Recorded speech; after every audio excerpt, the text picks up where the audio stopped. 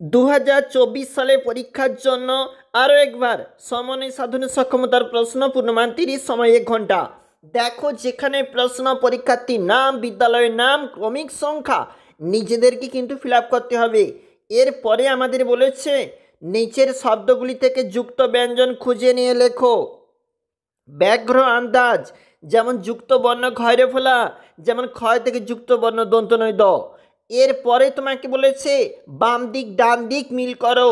মৃগ মানে হবে কস্তুরী, হস্তি হবে সুর, সর্প হবে খোলস, অশ্ব হবে কেশর। একটু নিচে চলে যাব। এলোমেলো শব্দ সাজিয়ে অর্থপূর্ণ বাক্য তৈরি করো। 4x1 বলা রয়েছে। কোন কোন প্রশ্ন দেওয়া রয়েছে একবার আমাদের স্ক্রিনে রয়েছে, তোমরা একবার দেখে নাও। অর্থাৎ গুরুত্বপূর্ণ প্রশ্নগুলি সংস্থার বানানো প্রশ্ন এবং রাইট দি অ্যান্সার, একটি করে উদাহরণ দেওয়া হলো। 3 নাম্বার রয়েছে কিন্তু এই প্রশ্নপত্রের জন্য, তোমাদেরকে একটা করে দেওয়া রয়েছে, তোমরা পরেরগুলো নিজেরাই তৈরি করবে। একটু নিচে চলে যাব। Fill in the gaps with the given words বলা রয়েছে। এই বাক্য অবশ্যই তোমাকে ফিল আপ করতে হবে, কিন্তু কোনটাতে কোনটা কি বসবে সেইভাবে ফিল আপ করবে। একটু নিচে যাব। লুক অ্যাট দি লেটার্স, এবং এখানে বলা রয়েছে নেম অফ ফ্লাওয়ার্স এবং name of fruit, animal, bird, এইগুলো তোমাকে ফিল আপ করতে হবে সঠিকভাবে নির্ণয় করে।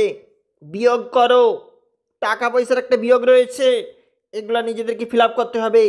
একটু নিচে চলে যাব।